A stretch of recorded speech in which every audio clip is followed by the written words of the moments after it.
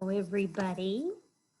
It's Miss Dana back again with our Listen, Laugh, and Learn story time for the week.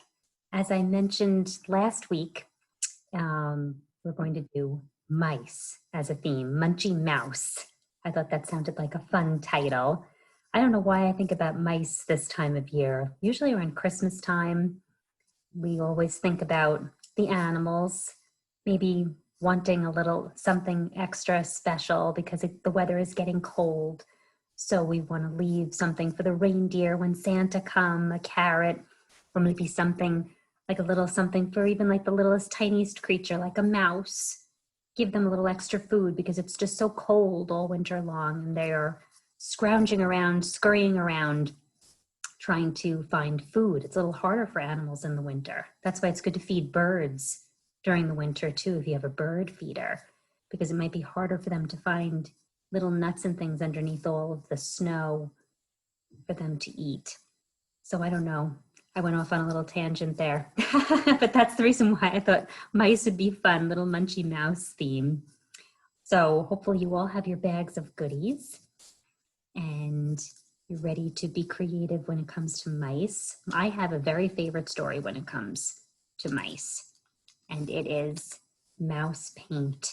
There are two other kinds of stories too by Ellen Stoll Walsh that are called, it deals with counting, so Mouse Count. And then there's also one with shapes. I didn't do the shape one, but that is Mouse Shapes. So if you're ever interested in any other books that have these mice in them, you can come to the library and maybe get those out if you would like, if you like this story and enjoy it. But this is Mouse Paint. So these mice get into a little bit of trouble. They find paint, not really trouble, but they get into mischief because typically mice don't play with paint, but in this story they do. And they like to mix colors. I'm sure you like to do that too when you do painting or crafting. You can mix colors. And I have an activity inside the bag too that will help you with that. But first, let's read the story of Mouse Paint.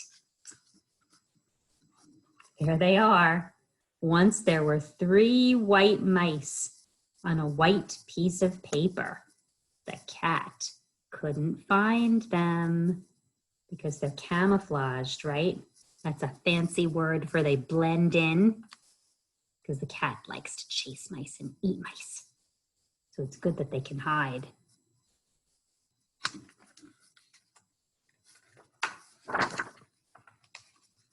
One day, while the cat was asleep, the mice saw 3 jars of paint. Can you tell what colors they are? 1 red, 1 yellow, and 1 blue. Those are all the primary colors. Those are the colors you can mix. Oh my goodness, they thought it was mouse paint. They climbed right in. Then 1 mouse was red, 1 was yellow, and 1 was blue. That's pretty funny. They dripped puddles of paint onto the paper. The puddles looked like fun. Do you like doing that when it's raining outside? It's a little bit of a rainy day today and there are puddles. Do you jump in them or do you step around them? What kind of kid are you? I was always the one that stepped around them. I don't know why. It's fun to jump in puddles. It's okay to get a little dirty or a little wet. Look at what this one is doing. The red mouse stepped into a yellow puddle and did a little dance. His red feet stirred the yellow puddle, stirred it until, what color do you think it's going to make? Let's see. Look, he cried. Red feet in a yellow puddle make orange. Fun. That's a good color for the fall. The yellow mouse hopped into a blue puddle. His feet mixed and stirred and stirred and mixed until, what color do you think his puddle is going to turn? Are you good with mixing colors? What do you think? Look down, said the red mouse and the blue mouse. Yellow feet in a blue puddle make, what color did they make? Green, one of my favorites. I have two favorite colors. Green is one of them. Then the blue mouse jumped into a red puddle. He wanted to get in on the fun too. He splashed and mixed and danced until, what do you think this color will be? It's the other one of my favorites. Purple, they all shouted. Blue feet in a red puddle make purple. Love purple. Oh my goodness. Look at how colorful those mice look. The paint on their fur got sticky and stiff. It wasn't fun after a while. So they washed themselves down to a nice soft white again. But look where they're washing. They went into the cat's water dish. I hope the cat doesn't drink from that water dish after they washed all the paint off in it. That will taste yucky. After they washed themselves off, they painted the paper instead of them. They painted one part red, one part yellow,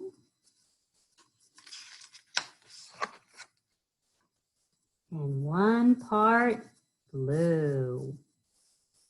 Then they mixed red and yellow to paint an orange part. So what they mixed next? Yellow and blue.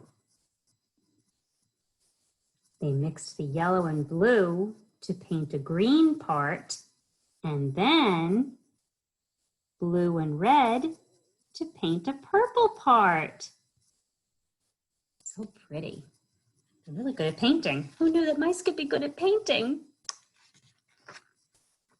Oh, but they were also very smart.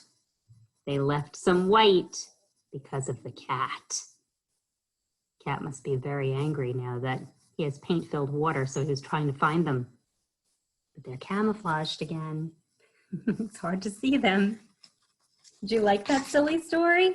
I like the end papers too in the book because all of the colors are there and you could tell the mice walked across it. Look at all their little painted footprints all across the page. So fun, right? That's a really nice classic book, Mouse Paint by Ellen Stoll Walsh. It's really fun. You should come in and get the others too if you would like. So all of the goodies in your bag, I have in there usually an art project or a fun activity or a game, a learning type of game. And this week, since they were mice that I chose as a theme, I thought it'd be fun to do a paper plate mouse because everybody has paper plates in their house, right? So this one looks like it was painted gray or something, maybe like a watercolor or something. You could do whatever you want. You can color it in with markers or with crayons. Actually, that's what I did with mine. I colored mine in with a brown crayon. I wanted my mouse to be brown, but they can be gray. You can actually make a rainbow mouse if you want because you saw on Mouse Paint that mice can be all different colors if they want to. So you can make your mouse whatever color you want. But I gave you some ears and I gave you some eyes and a nose and a pipe cleaner to make as a springy tail. So I cut my paper plate to kind of have like an ovalish mouse body look. You don't have to cut your paper plate if you don't want to. You could just fold it in half. That's what I did. See how you just fold it because when you fold it, it makes it a little stiffer and you can actually stand it up. So it stands up. The mouse actually looks like it's standing after you fold it. I know there's no feet. You can make the feet if you would like to, but there's no need to if you don't want to.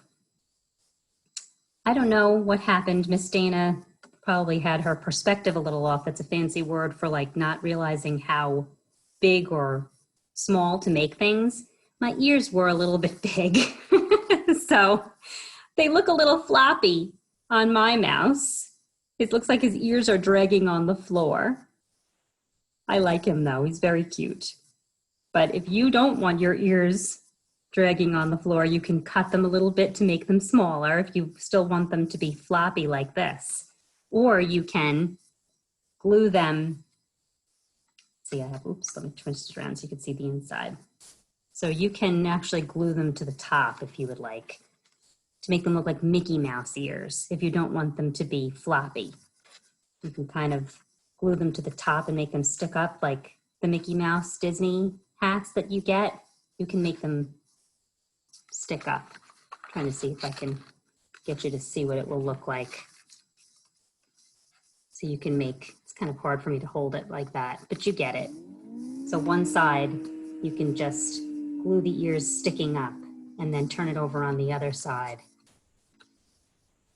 And then make it stick up on the other side. Kind of bend the ears a little bit to make like a little foot. And then you can glue it down like that, so then they stick up. This is your mouse. I give you a picture just because I'm not there, and maybe you might want to see what I'm trying to show you, like through the picture, but you should make it however you want. You are the artist. You don't have to make it look exactly like the picture. I think it's really nice to make it look different. And you have great imagination, so you should do what you want to do. But I gave you googly eyes to put on and glue on. I have tacky glue, but Elmer's glue would work too. And then you also have a pom-pom nose to put on the tip so it looks like the nose. And then I have a hole punch. If you don't have a hole punch at home, maybe you can ask mom or dad to help you with this, but you should just put a hole in the back.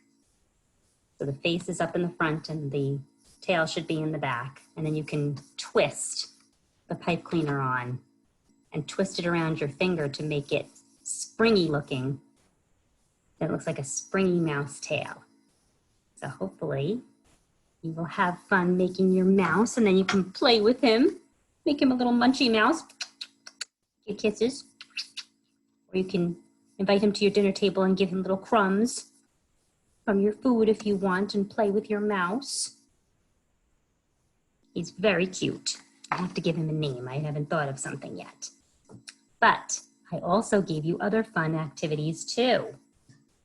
So I gave you something that is almost the same thing as what we just read about, the mouse paint. So you got your own jars of paint and little mice up top that you can cut out. It's on stiff paper, cardstock paper. So it will hold up really well for when you play with it. It'll make it stronger. So I cut all of them out, the jars. You can keep it like a large square like this if you want to, or you can cut out more close to the lines to make it look like a jar. But the most important thing you need to remember is cutting out the center, because you need the color cellophane to show through. I gave you different color cellophane sheets. So the colors are the same as in the book. I gave you red and blue and yellow. So then you can make your jars all the different colors. So see, I made a yellow one. And I made a red one. And I made a blue one. The blue is not as dark as I would have hoped. It has almost an iridescent, see how it sparkles a little bit? My glue kind of bled through. I think it's better if you tape it, because if you use a little too much glue, it might bleed into the center. So that's what I suggest, maybe taping it on rather than gluing it on. But if the blue is darker, I think the colors would be a little more obvious. But if you mix them together, Remember the first color that we did in the story? We did red and yellow. And if you put the yellow on top of the red, that makes the color from the story. Can everybody see? Again, my glue bled through, I apologize, but look what it made.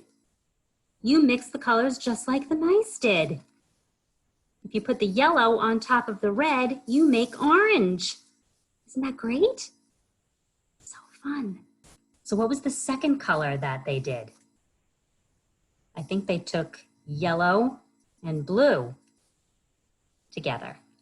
So if you put the yellow on top of the blue, you will get green. It's not as dark a green as they have in the story because the blue is very iridescent, but it's kind of a sparkly green.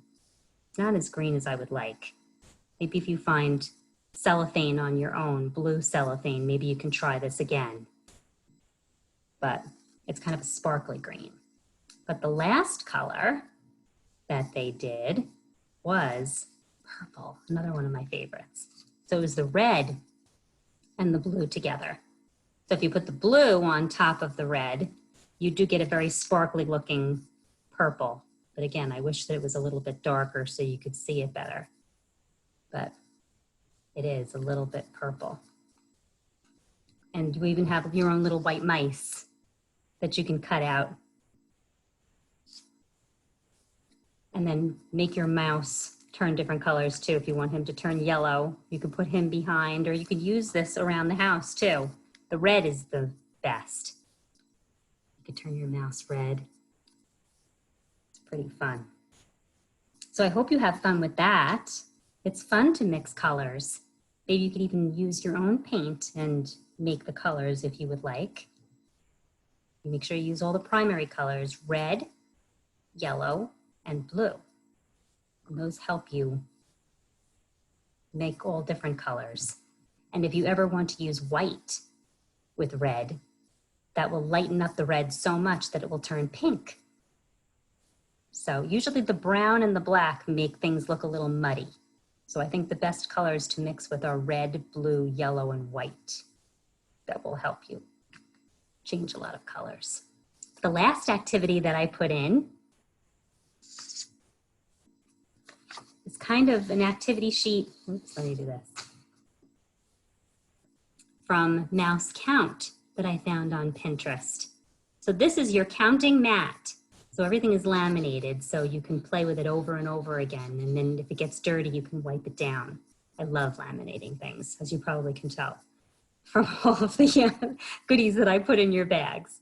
But this is your counting mat. So there's your mouse. Well, there's your paper plate. I have to think backwards. And there's your mouse and your paper plate. And you have to count how many cookies to put on the plate. I have the sheet here. So this you cut out. You cut out all of the number squares and all of the cookies. There should be 15 cookies there. So you have to put the correct number of cookies on the plate. So say you cut out the number 15. You put the number 15 in the square, and then you count out 15 cookies to fit on that plate. Ooh. Can I think backwards? So yes, do you think you could fit 15 cookies on that plate? That would give that mouse quite the tummy ache. So that's your challenge this week. See if you can put all 15 on there. Or if you pick the number 1 and you put the number 1 in that square, how many cookies do you put on? That's right, 1.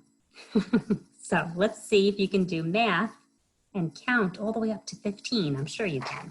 You are all so smart. So that is those are my activities for the week. So hopefully you had fun with your Munchy Mouse projects and activities. And next week, we are going to be doing a food theme because I am all about Thanksgiving and all the food. That's all my favorite food. I am a meat and potatoes girl. I love potatoes. It's my favorite. So I have a really fun food theme and activities for you coming up next week. We call it comfort food. So hopefully we will see you all next week and enjoy the rest of this week. Goodbye, everybody. See you soon in the library.